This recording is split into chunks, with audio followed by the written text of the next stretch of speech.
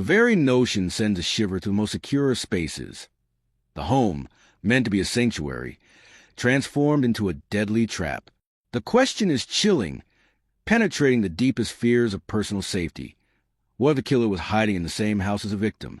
This is not a hypothetical scenario from a work of fiction, but terrifying reality. A chilling true crime reveal that exposes a nightmare beyond the most unsettling imaginings. It delves into profound violation of one's most intimate space, where the threat is not external, but concealed within the very walls designed for protection. The tension inherent in such a setup is palpable, built from the insidious dread of an unseen, ever-present danger lurking just beyond perception. This narrative explores instances where victims unknowingly share their homes with their future assailants, individuals who remain hidden in plain sight, sometimes for extended periods, before striking. The concept is unsettling, the gradual realization that one's personal fortress has been breached, not by a fleeting intruder, but by a persistent, sinister presence that observes, stalks, and plans from within. The story will meticulously unravel the slow, terrifying progression from subtle signs of intrusion to the horrifying moment of discovery, where the truth of shared, deadly space comes into horrifying focus. It is a testament to the primal human fear of the unknown, magnified exponentially when that unknown exists in the most familiar of environments. The focus shifts to the individual at the heart of this unfolding nightmare, the victim. We introduce Sarah Jenkins, a woman in her late 20s, residing in a quiet suburban home on the outskirts of a bustling metropolitan area. Sarah was characterized by her dedication to her career as a graphic designer, which often involved late nights working from her home office, a space she had carefully curated for creativity and comfort. Her professional life was complemented by a vibrant social circle, comprising close friends she had known since college, and a new partner with whom she was building a future. She was a creature of habit, her days structured around a predictable rhythm that brought her comfort and efficiency. Her routine was consistent. Mornings began with a workout at a local gym, followed by a quick stop for coffee before returning home to begin her workday. Lunches were often eaten at her desk, occasionally interrupted by video calls with clients or friends. Evenings involved cooking healthy meals, tending to her small garden, and unwinding with a book or a streaming series. Her home, a cozy two-bedroom house with a small backyard, was her sanctuary, a place where she felt utterly secure. She had chosen the neighborhood for its tranquility and perceived safety, a place where neighbors knew each other and crime was minimal. Sarah's relationships were stable and supportive. Her parents lived a few hours away, maintaining regular contact through phone calls and weekend visits. Her best friend, Emily, lived just a few blocks over, providing a constant source of companionship and shared experiences. Her partner, Mark, was a steadying presence, often spending several nights a week at her home, adding another layer of perceived security and shared domesticity. These relationships formed the bedrock of her emotional life, providing a sense of normalcy and connection that would later make the unfolding horror even more jarring. The visuals of her normal life were designed to establish this sense of ordinary existence, creating a stark contrast with the terror to come. Shots would show her comfortable home setting, a brightly lit kitchen where she prepared meals, a living room filled with personal touches, and her organized home office. We would see her interacting casually with friends, laughing during video calls, or sharing a meal, demonstrating the social fabric of her life. Glimpses of her daily habits, a morning run, watering her plants, or reading in her favorite armchair, would underscore the quiet predictability of her existence. This meticulous establishment of Sarah's normal life and her personal connections is crucial. It builds an emotional connection with the viewer, emphasizing profound and terrifying violation that is about to occur. The more grounded her reality appears, the more unsettling the intrusion becomes, setting the stage for the subtle dread that will soon begin to permeate her seemingly secure world. The tranquil rhythm of Sarah Jenkins's life, so carefully established and consistently maintained, began to subtly, almost imperceptibly, fracture. Her home, one a bastion of comfort and personal control, started to shed its aura of absolute safety, transforming into a space permeated by a growing, unsettling sense of unease. This shift was initiated by the stealthy, unannounced arrival of an unseen presence, marking the chilling point where the intruder enters her world. The precise moment of entry remained unknown, a silent breach, but its effects would slowly begin to ripple through her daily existence. Initially, the evidence of this unseen presence was fleeting, easily dismissed as products of an overactive imagination or simple forgetfulness. It might have been a shadowed glimpse in her peripheral vision, a flicker of movement just beyond a window at dusk, or a distorted reflection in a hallway mirror that vanished upon closer inspection. These were not direct sightings, but rather suggestions of something amiss, fleeting impressions that left a residual feeling of being observed. Perhaps you would notice a momentary darkening of the light from a window that seemed to move, or a fleeting, indistinct shape passing by her front door late at night, when she was certain no one else was outside. These initial instances were so subtle that they offered no concrete proof, only a nascent, unsettling question in the back of her mind, challenging the absolute security she had always taken for granted within her own home. As time progressed, the subtle visual hints evolved into more tangible, yet still puzzling, sensory experiences. Strange sounds. These were not the common creaks and groans of an old house settling, nor the familiar noises of urban life outside. These were sounds that were out of place, slightly off-key, and often occurred when Sarah was alone or believed herself to be. She might hear a faint, almost imperceptible floorboard creak from an empty upstairs room in the dead of night, a sound too distinct to be dismissed as the house settling. Or perhaps the soft click of a door latch that she knew was already secured, followed by silence. There might be a subtle rustling sound coming from a part of the house she wasn't in, or the quiet shift of an object that seemed to defy explanation. These noises were often just below the threshold of clear identification, enough to raise a flicker of concern, but not enough to trigger alarm. They were sounds that hinted at movement, at presence, at something unseen but undeniably there. Each unexplained sound chipped away at her sense of peace, introducing a nascent layer of dread into her otherwise predictable routine. The growing unease was compounded by concrete, yet baffling observations, things misplaced. Sarah was a creature of habit, meticulously organized, particularly in her home office where her creative work demanded order. She knew precisely where she left her keys, her important documents, or her favorite coffee mug. Yet, slowly, she began to notice small discrepancies. A book she had left on her bedside table would appear on the living room coffee table. Her keys, placed in their usual dish by the door, might be found on a different surface or slightly askew. A kitchen cabinet door, which she distinctly remembered closing, would be ajar. Her charging cable might be found in a different outlet than where she had last used it. These were not major disruptions, but rather subtle shifts in the domestic landscape, disorienting because they violated her precise routines and memories. They were too frequent to be attributed to her own forgetfulness, which only served to deepen the growing sense of cognitive dissonance and unsettling mystery. Each misplaced item, however minor, served as a tiny, irrefutable piece of evidence that someone else, an uninvited and unknown presence, was interacting with her private world. This accumulation of fleeting glimpses, strange sounds, and subtly misplaced objects gradually built a pervasive, subtle dread. The narrative meticulously captures this rising sense of unease, a psychological shadow beginning to stretch over Sarah's life. It was a feeling that gnawed at the edges of her perception, a persistent sense that her solitude was an illusion. She might rationalize these occurrences as stress, fatigue, or simply the quirks of an old house. Yet, the frequency and specificity of the incidents slowly began to undermine these logical explanations. The dread was insidious because it was unconfirmed, a whisper threat rather than a scream. It forced Sarah to question her own memory, her own sanity, and her ability to accurately perceive her environment.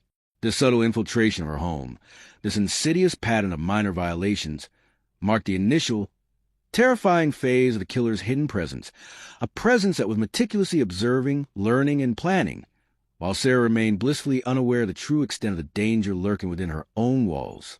The stage was set for suspicion to grow, for the subtle dread to transform into a more defined, terrifying fear.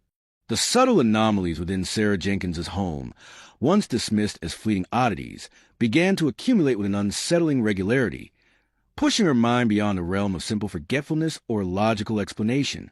The initial whispers of unease transformed into a persistent, gnawing suspicion. Her subconscious, more attuned to the subtle shifts in her environment than her conscious mind initially allowed, began to register a pattern that defied her established reality. This was the critical phase where suspicion grows, gradually eroding her certainty about her solitude and transforming her safe haven into a source of unsettling questions. Sarah's previously calm demeanor started to give way to a pervasive restlessness. Her movements within her own home, once fluid and unburdened, became tentative, marked by a growing hyper-awareness. She found herself pausing in doorways, listening intently to the silence, straining to discern any sound beyond the ordinary hum of her appliances or the distant urban echoes. This heightened auditory sensitivity was a direct response to the unexplained creaks and subtle shifts she had begun to notice. Her eyes, once casually scanning her familiar surroundings, now moved with an uneasy vigilance, darting into shadow corners or lingering on closed doors, searching for any visual confirmation of her mounting unease. This restlessness was not merely physical. It was an internal agitation, a nagging feeling that something was profoundly wrong. She would often stand still for extended periods, simply listening, her breath held, convinced she was not alone. The sense of vulnerability she experienced began to manifest in tangible, defensive behaviors. She found herself meticulously locking doors that she was certain she had already secured, and then double-checking them moments later. Every external lock, every internal door leading to an unoccupied room, became a point of focus. She started securing windows that had previously been left open for fresh air, or drawing blinds that had always remained open to let in light. This ritual of securing her home became an increasingly pronounced habit, a subconscious attempt to barricade herself against an invisible threat.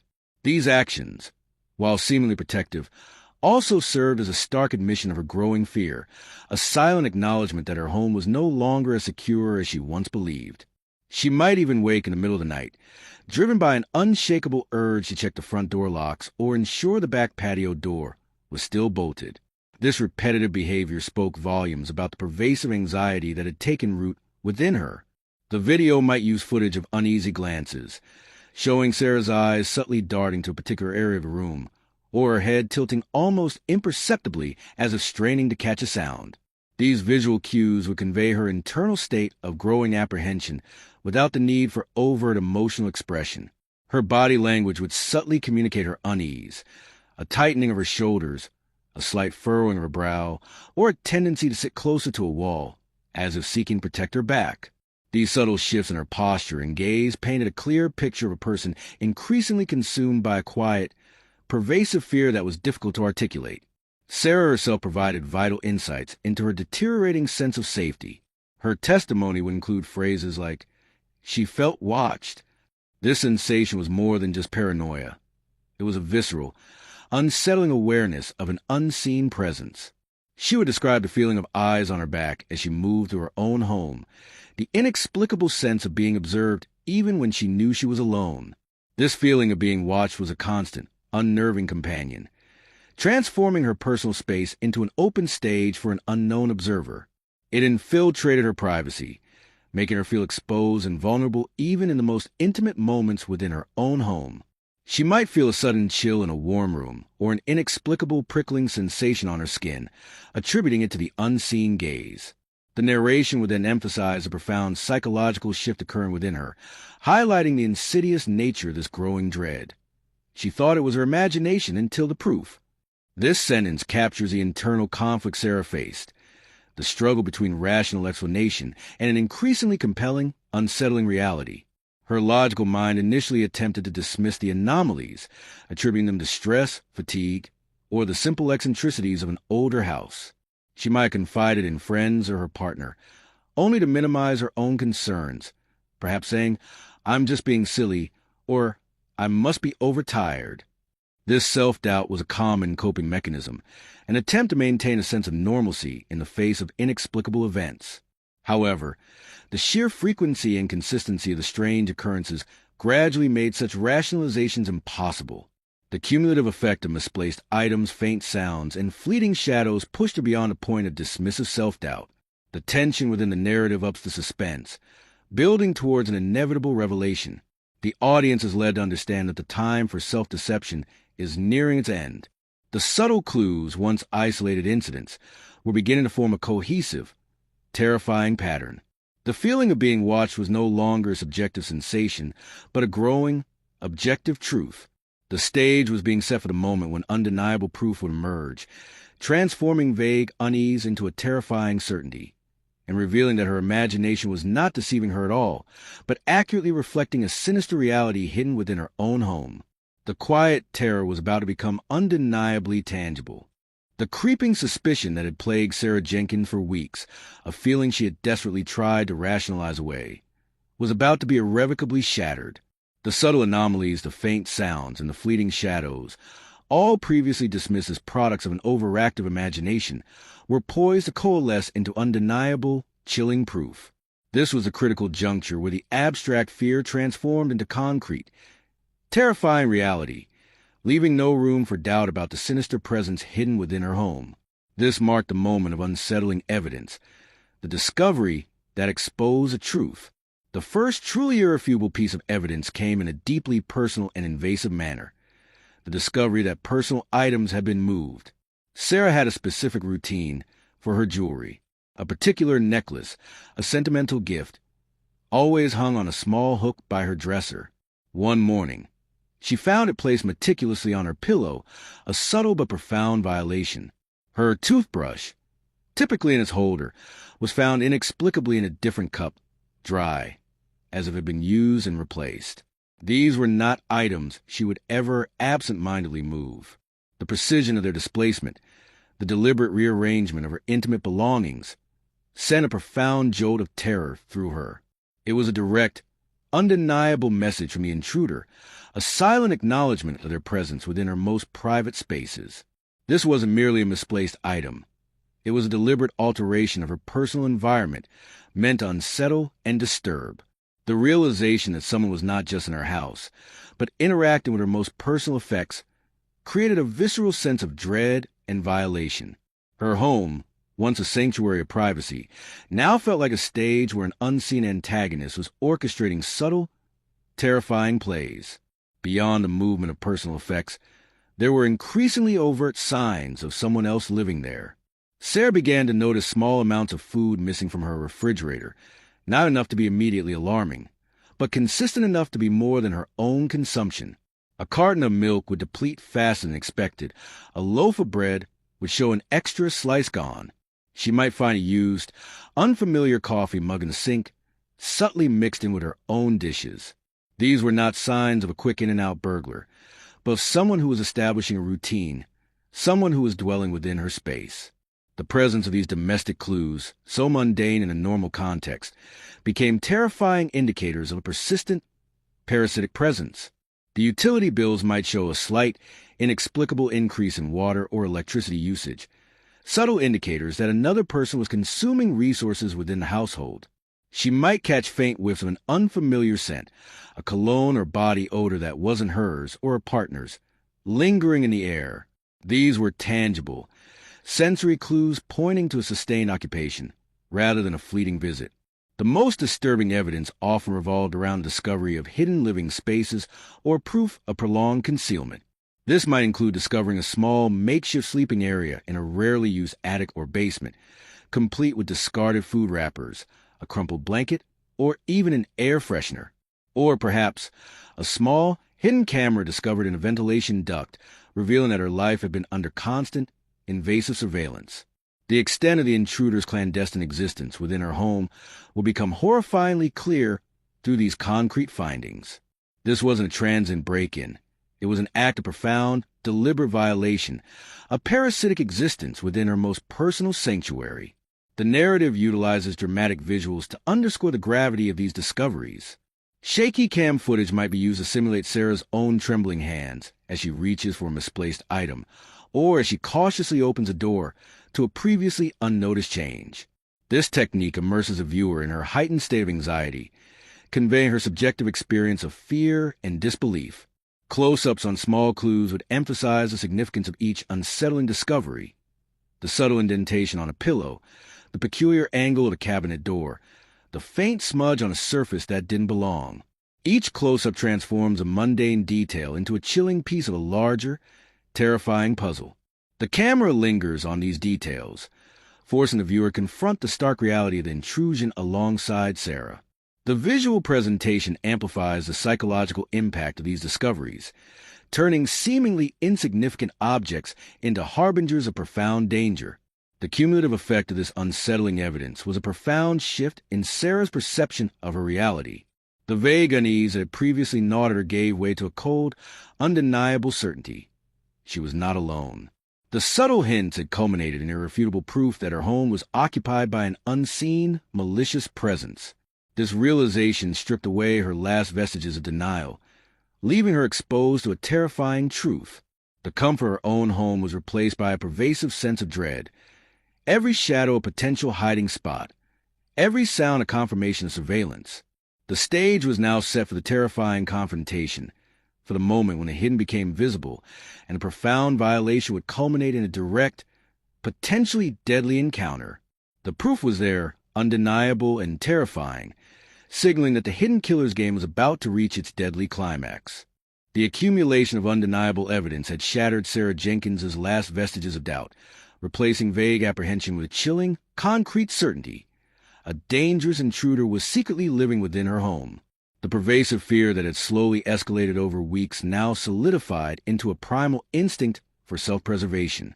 This critical juncture marked a turning point in the terrifying narrative, where Sarah transitioned from being a passive recipient of unsettling anomalies to an active participant in her own survival.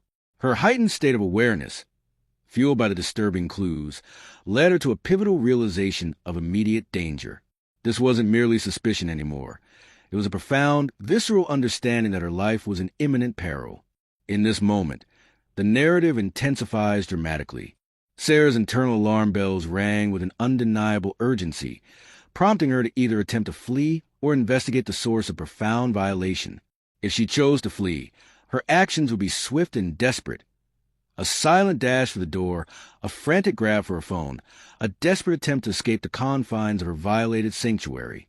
Every creak of the floorboards, every shadow, every breath she took would be amplified by the terror of being hunted within her own walls. The very air around her would feel thick with menace, each second stretching into an eternity as she moved with a desperate, silent purpose towards any potential exit.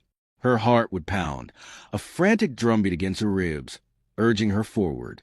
She would meticulously avoid making eye contact with any reflective surface, fearing a sudden glimpse of a shadow behind her. Every muscle in her body would be tensed, ready to spring into action or to freeze into stillness at the slightest sound.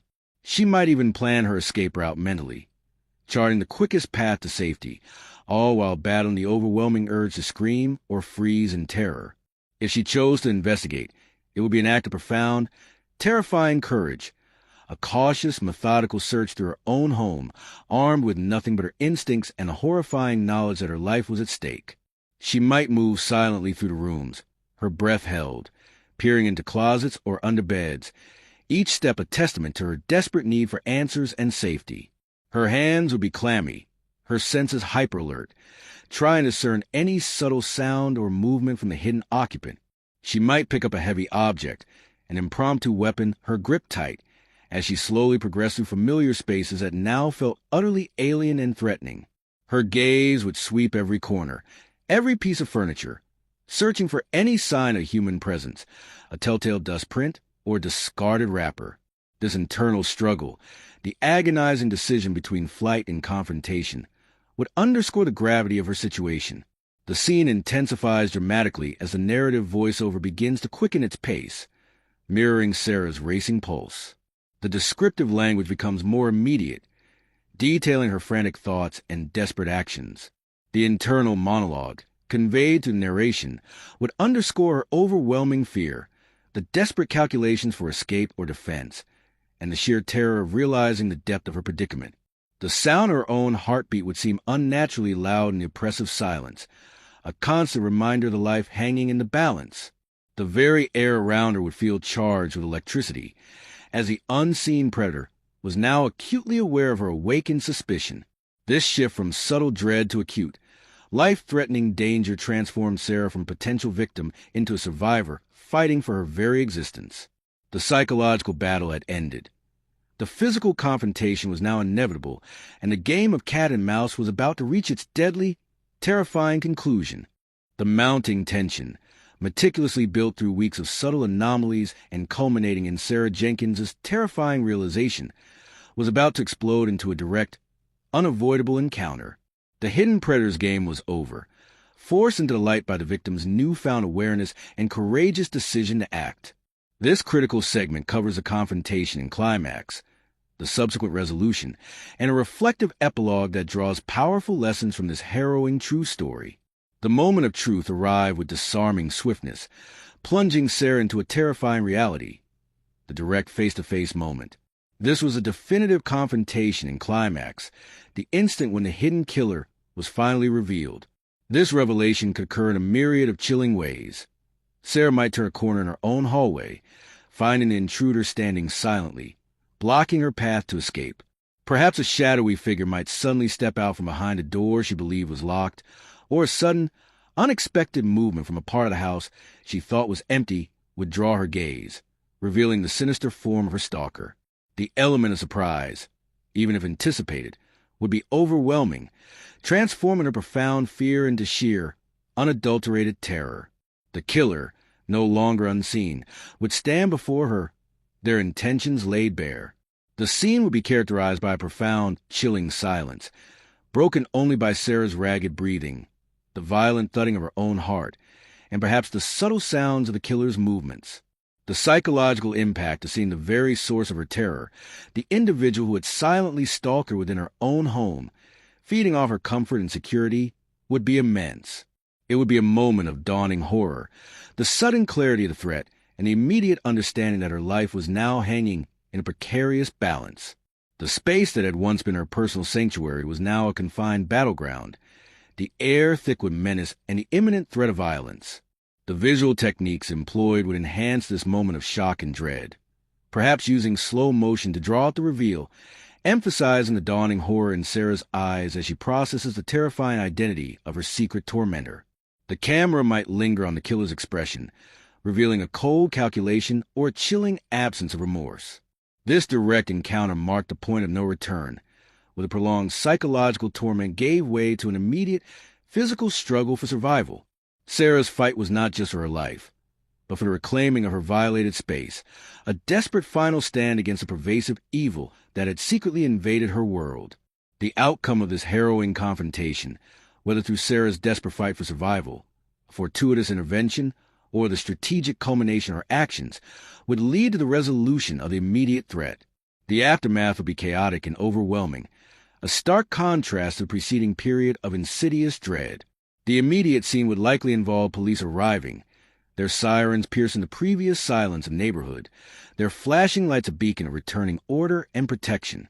Their presence would fill the house, replacing the oppressive atmosphere of terror with the methodical movements of law enforcement, securing the area and beginning their painstaking investigation. The killer would be arrested or, in some scenarios, perish, their reign of terror definitively ended. The sight of the perpetrator in custody, their power stripped away, would offer a profound and visceral sense of relief, a release of the tension that had gripped Sarah for so long. For Sarah, the immediate aftermath would be a complex mixture of intense relief and profound trauma. The acute terror would begin to recede, replaced by the exhausting realization that she had survived an unspeakable ordeal.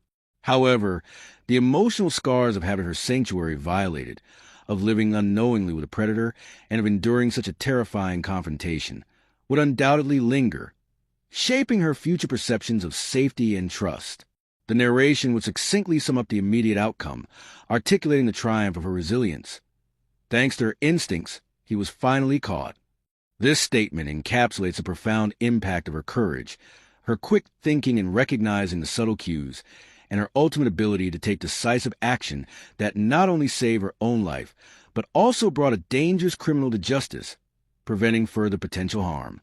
The narrative then transitions into an extensive epilogue, offering a broader, more reflective examination of the profound lessons learned from this harrowing true story. This segment provided a detailed wrap-up, outlining the subsequent legal processes. This could involve interviews or voiceover giving verdicts of the killer's eventual prosecution and sentencing, ensuring that justice was served and providing a sense of public closure. The intricacies of the trial might be briefly detailed, highlighting how the unique nature of the hidden intrusion and the victim's testimony played a crucial role in securing conviction. We would also delve into the victim's long-term recovery, highlighting the immense challenges of healing from such profound psychological trauma. This recovery is rarely a straightforward path, often involving extensive therapy, the reconstruction of trust, and continuous effort to rebuild a sense of safety and normalcy within one's environment. The emotional toll of having one's most intimate space violated and of enduring the fear of an unseen threat can be enduring, necessitating robust support systems and prolonged psychological care. Survivors often speak of a permanent alteration to their sense of security, a heightened awareness that never fully dissipates. The video would then close with a final, powerful reflection, a universal message drawn from Sarah's extraordinary experience. This true story reminds us, trust your gut. This is more than just a piece of advice. It is a vital cautionary tale, a profound directive for every individual. It underscores the critical importance of heeding one's intuition, that inexplicable feeling of unease that often signals an unseen danger, even when concrete evidence is lacking. It encourages individuals to pay meticulous attention to subtle anomalies in their environment, to question inconsistencies, and to never dismiss that nagging feeling that something is wrong, even when logical explanations seem to prevail or when others might dismiss their concerns. The story serves as a powerful testament to the resilience of the human spirit in the face of overwhelming terror, the insidious nature of hidden threats that challenge our deepest sense of security, and the ultimate triumph of courage and vigilance. It reminds viewers that the most terrifying threats can sometimes emerge from the most unexpected places, operating in plain sight or from unseen corners of our own homes.